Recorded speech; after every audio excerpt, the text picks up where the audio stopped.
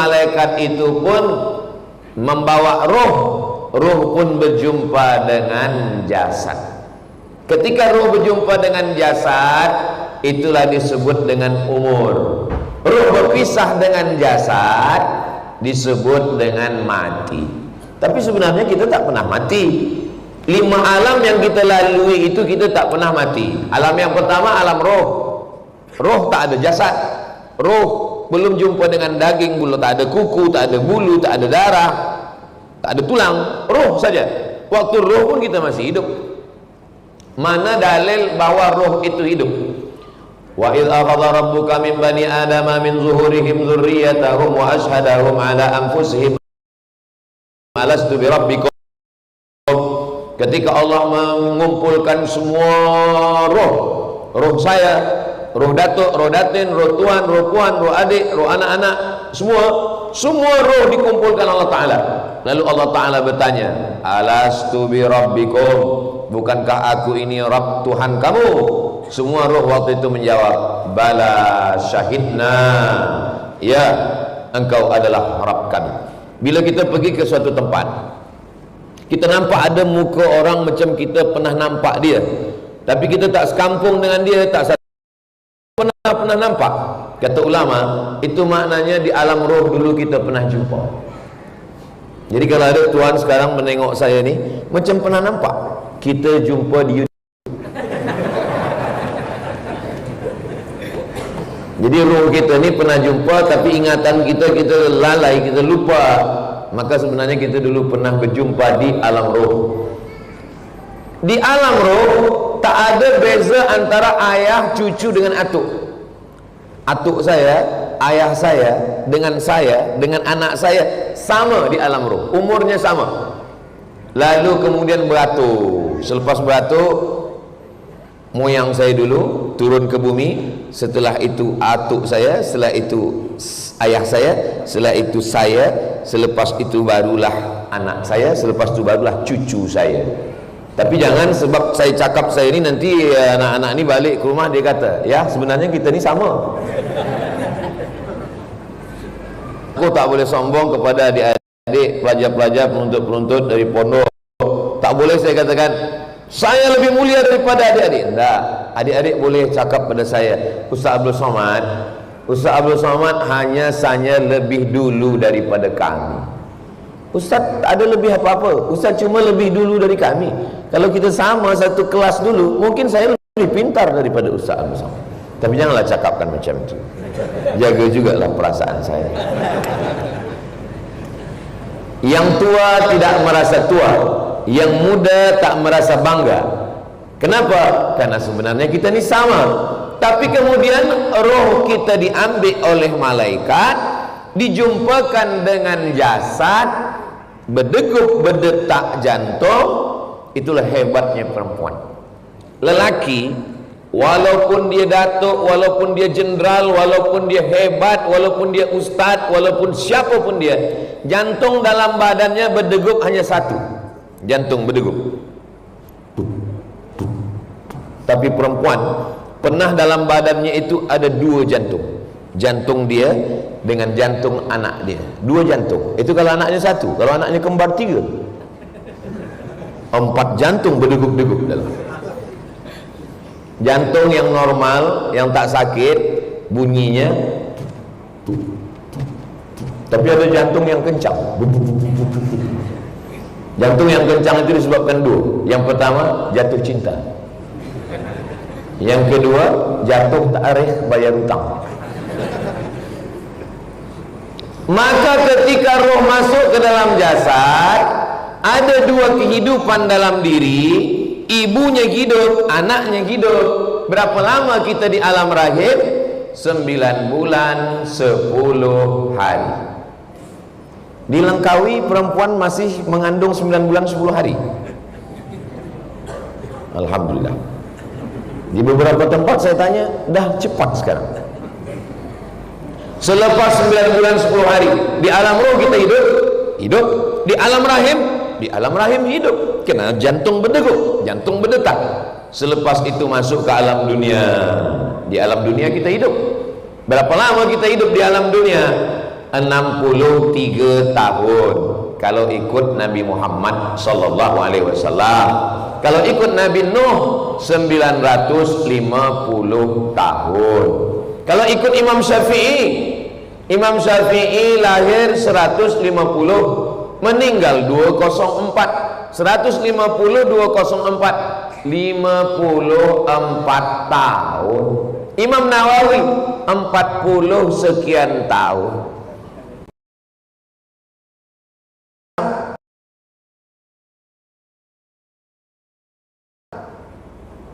Tak salah saya sebutkan.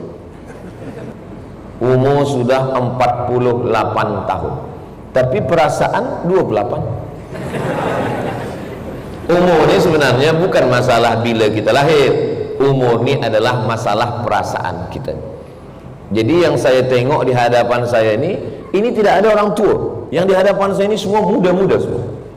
Saya dah tua lah Ustaz Abdul Samad. Ini yang di hadapan saya tak ada orang tua. Yang ada adalah orang-orang muda yang masuk ke badan orang tua.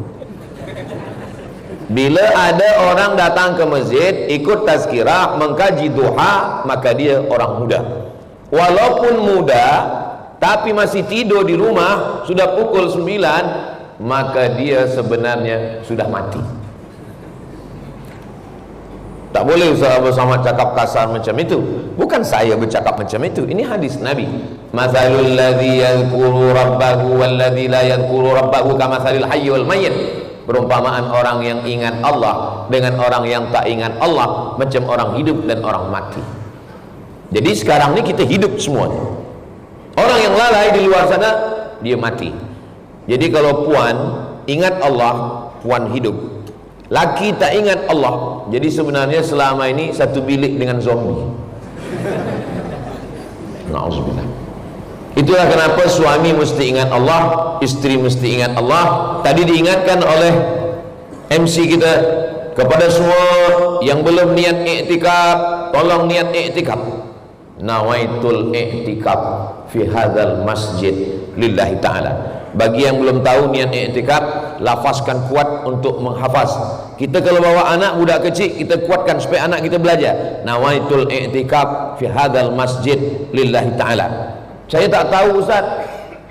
Saya takut anak saya tak tahu kalau saya tak tahu. Saya malu kalau anak saya tahu bahawa saya tak tahu. Gerakkan saja mulut.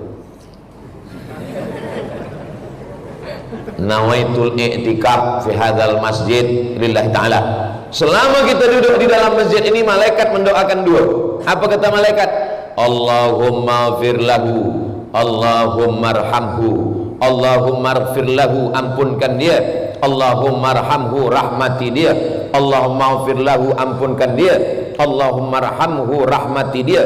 Sampai orang keluar masjid atau wuduknya batal. Saya tadi sebelum kemari berwuduk dan saya jaga wuduk sampai sekarang. Tapi kalau ada di antara tuan-puan yang tak tahan nak lepaskan, lepas, jangan ditahan. Sampai biru muka menahan.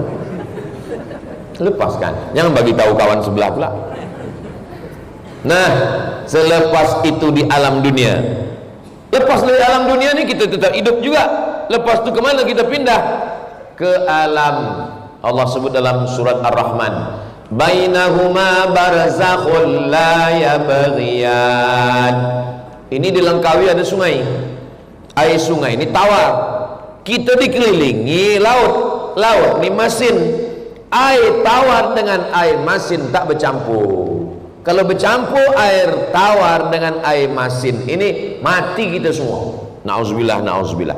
Kalau tak ada beras, tak ada padi, kita masih boleh hidup 3 bulan.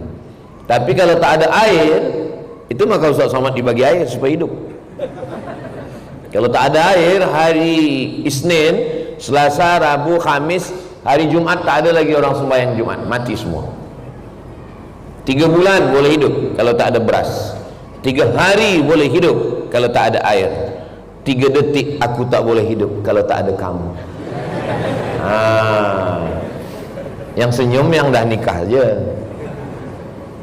Begitulah Allah Ta'ala buat kita hidup terus. Di alam roh hidup, di alam rahim hidup, di alam dunia hidup, di alam barzah pun hidup. Takkan di alam barzah pun kita hidup, Ustaz Abdul Somad? Orang di alam barzah itu dah mati. Siapa katakan dia mati? Orang di alam barzah itu hidup. Mana dalil orang di alam barzah hidup? Saya lalu di tepi jalan nampak saya ada kubur. Apa ajaran Nabi Muhammad kalau kita nampak kubur? Assalamualaikum ya ahlad diyar minal mu'minin wa inna insyaallah bikum lahiqun yarhamullahu mustaqdimina wal mustakhirin nas'alullah lana wa lakumul afiyah. Oh, panjang betul doanya Ustaz. Tak ada ke doa yang diskaun? Assalamualaikum ya ahlal kubur, paling pendek. Kenapa kita diajarkan mengucapkan salam pada kubur, padahal batu nisan batu? Kalau memang dia tak hidup, untuk apa kita ucapkan salam? Itu menunjukkan orang yang dikubur itu hidup. Itulah kenapa kita ucapkan salam. Assalamualaikum ya ahlal kubur. Tapi salam mereka itu berbalas, bersambut, kita tidak mendengarnya. Maka salam dibagi tiga. Salam yang pertama, yang salam wajib dijawab. Assalamualaikum warahmatullahi wabarakatuh. Semua menjawab. Salam yang kedua tak boleh dijawab. Salam imam. Assalamualaikum warahmatullahi. Jangan dijawab. Jangan tak jawab. Waalaikumsalam imam. Salam yang ketiga, kita tak mahu mendengar jawabnya. Itulah bila kita lalu di kubur. Assalamualaikum ya ahlal kubur. Cuba kalau dia menjawab, waalaikumsalam. Hidup. Kalau tak hidup, takkan malaikat bertanya man rabbuka, man nabiyuka, man imamuka, ma qiblatuka, man ikhwanuka. Hidup. Hidupkah dia? Hidup. Dia mendengar suara selipar orang yang mengantar. Orang yang last sekali balik, dia dengar suara.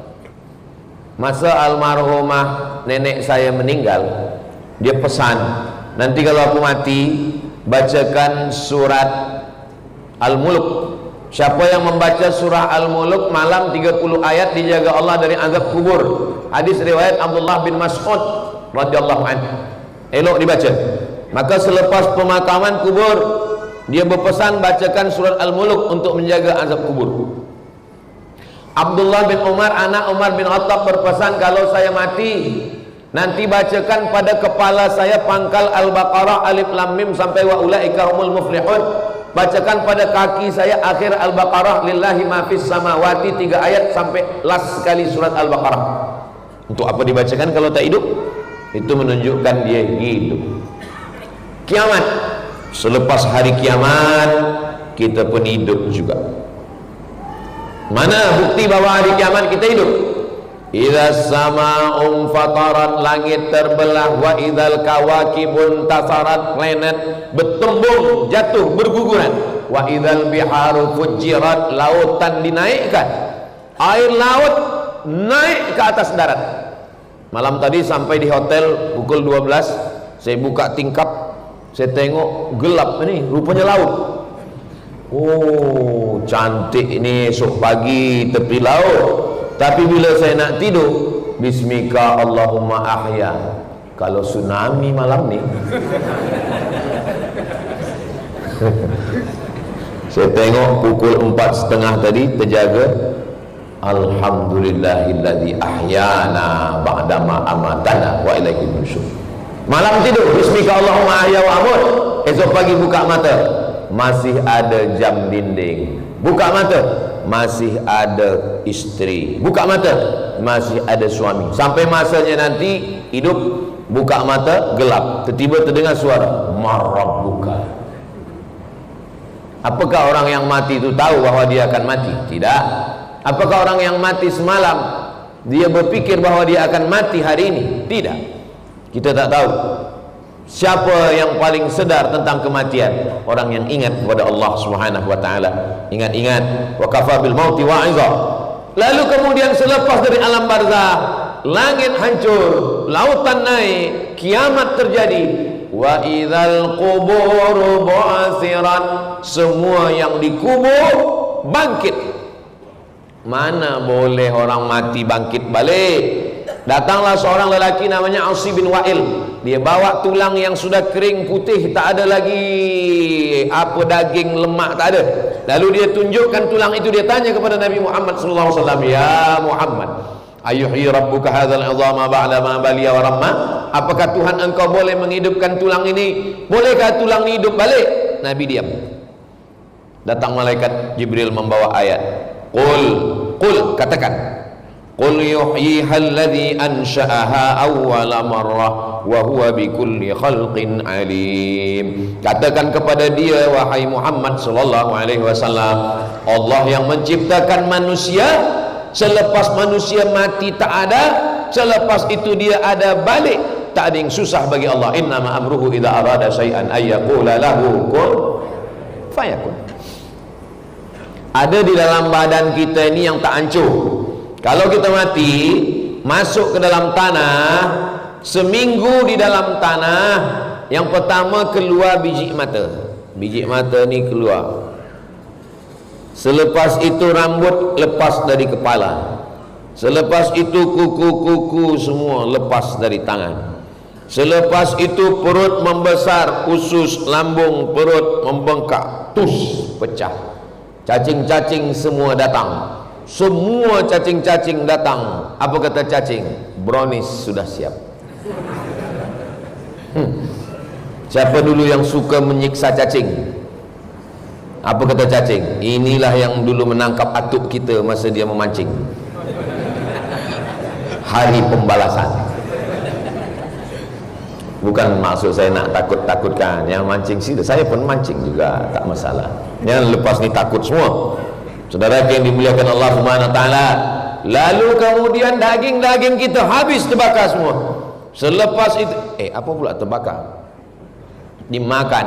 Saya ingat terbakar ni sebab ada orang dulu dia berpesan, kalau aku mati nanti bakarlah jasadku, debunya campakkan ke laut supaya aku hilang. Kenapa? Kerana saya takut azab Allah. Lalu kemudian disampaikan ke Nabi sallallahu alaihi wasallam, sampaikan kepada orang yang takut kepada azab Allah bahwa Allah mengampunkan segala dosa-dosanya. Jadi takut itu pun adalah ibadah. Takut kepada Allah, takut buat dosa, takut berzina, takut minum khamar, takut buat haram, takut buat mungkar. Mudah-mudahan masih tersisa rasa takut dalam hati kita sehingga menyelamatkan kita dari perbuatan maksiat dan dosa. Selepas itu kita pun hidup sampai di surga.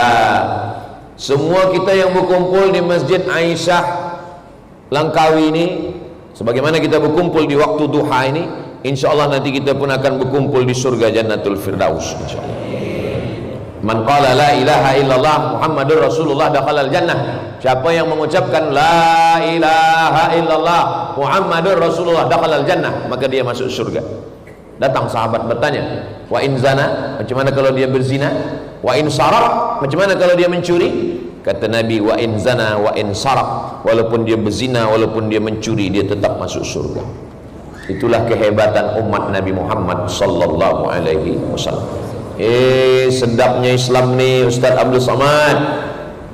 Berzina, mencuri, minum khamar, guna narkotik, masuk surga, masuk surga. Tapi flight dia tak direct, ada transit kejap. Neraka jahanam.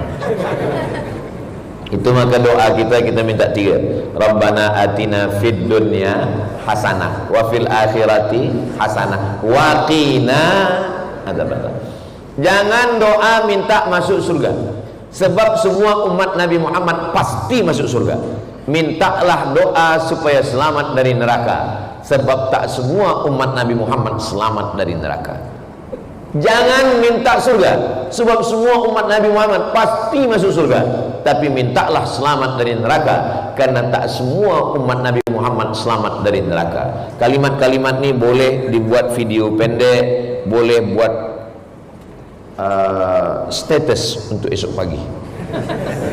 Supaya apa? Supaya bila orang tengok FB, tengok Instagram, tengok TikTok, dia ingat, oh rupanya tak semua. 7 kali kita baca pagi, 7 kali petang, ba'da subuh 7 kali, ba'da maghrib 7 kali.